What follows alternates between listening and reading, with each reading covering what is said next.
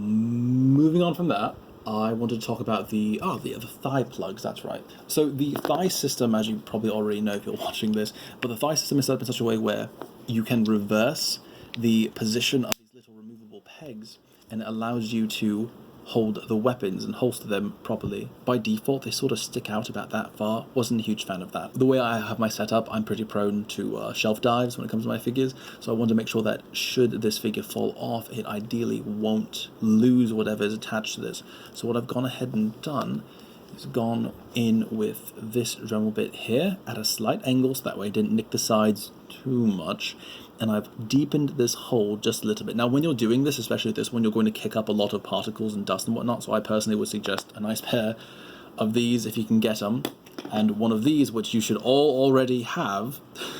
So I've gone ahead and taken this one and deepened that ever so very slightly. If you look on the original figure, down here is slightly deeper than up here. There's a reason for that, which we'll come back to, but if you just try to make it all level with the lower section, you're golden. That's as deep as you'll ever need to be. It's good stuff. Now, if you look at the top here, next to this little black peg, you'll notice that there's a bit of black showing through.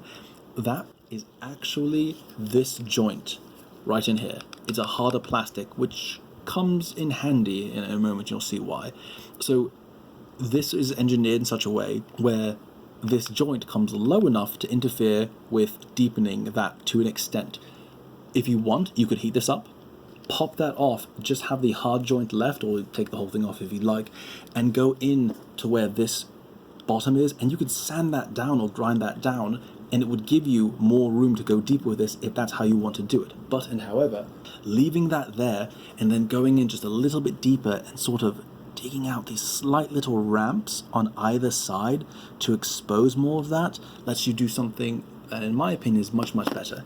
So because that's there now, and because these little inserts here, because they have this nice little slope on the top, if you look right there, it has a slight, has a slight angle going upward that gives you a lip right there that you can do some work with. So what I have found is that by exposing the top part of the inner thigh, you can actually push the peg, push the little insert up like that to where it's much lower than you think. So there's a very large gap there at the top, much lower than it ought to be.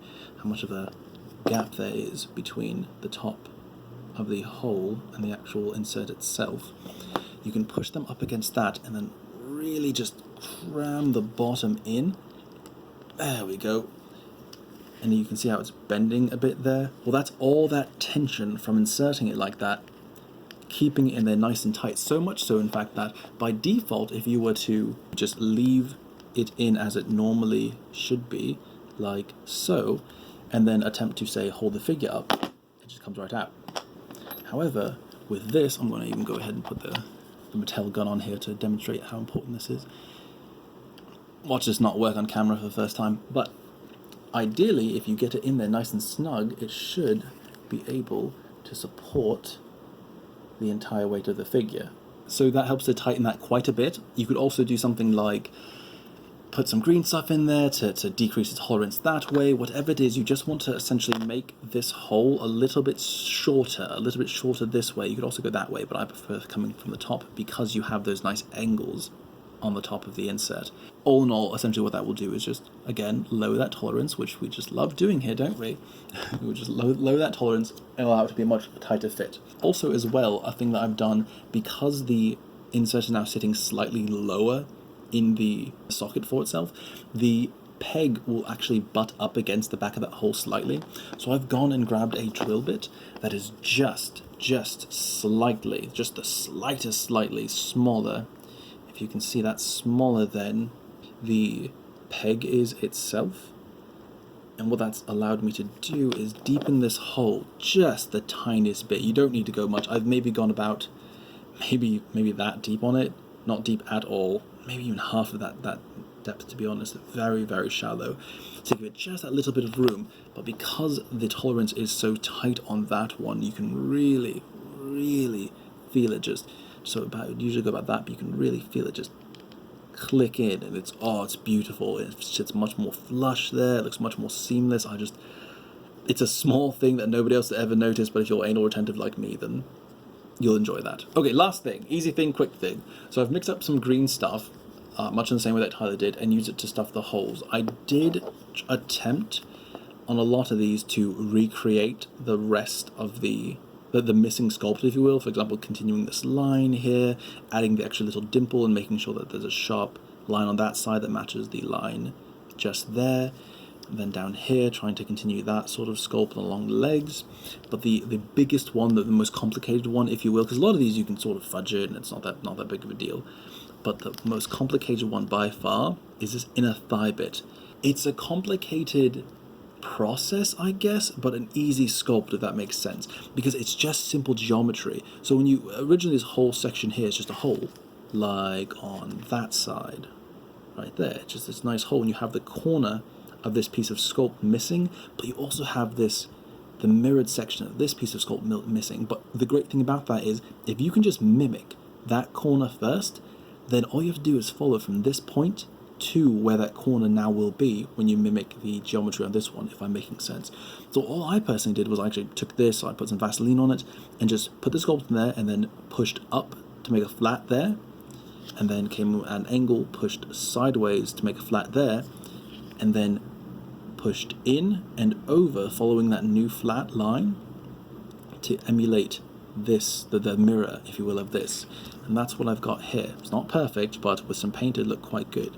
It's just pushing up there, pushing sideways that way, and then matching that line from the initial corner to that secondary corner. That's the toughest one, I'd say, but the effect, I think, is worth a bit of extra effort. Now, the color is off. If you really wanted to, and if you are a much better painter than I am, you could go over this, you could sand it out, make it nice and smooth, nice and seamless, and go over it with like a base coat or whatever you'd like, and then cover it with like a green. You could do some model paint or some Tamiya or whatever it is that you have on hand, whatever you'd like to, and it would be completely seamless. I might end up doing that, but probably not. Rather than do that, J Custom Figures, he actually gave me a little suggestion about mixing in Milliput to lighten up the green stuff, to bring it to a more vibrant green that would be a lot closer, a lot more on brand with Chief.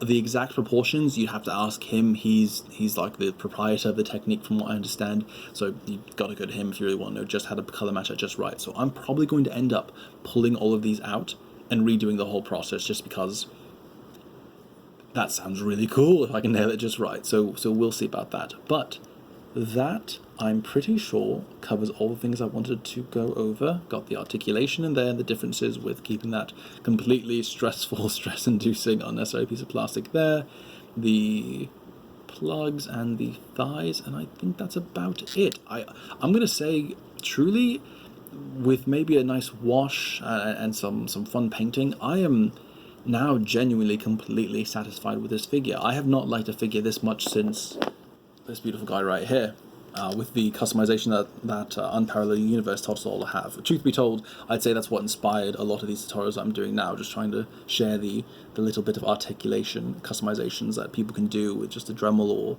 X-Acto blade or what have you. It's really quite wonderful. So I love this line. This is my favorite Master Chief, and I'm pretty sure, at least one example of every other 1/12 scale Master Chief and every single Mega Construx one. So I'm in love with this line. I absolutely adore it. I hope they make so many more, and I hope you guys enjoy them even half as much as I do, and I'm sure you'll quite love them. So that's everything from me today. Thank you so much, beautiful lovelies. Let me know if you have any questions. You can DM me, leave comments, whatever you'd like.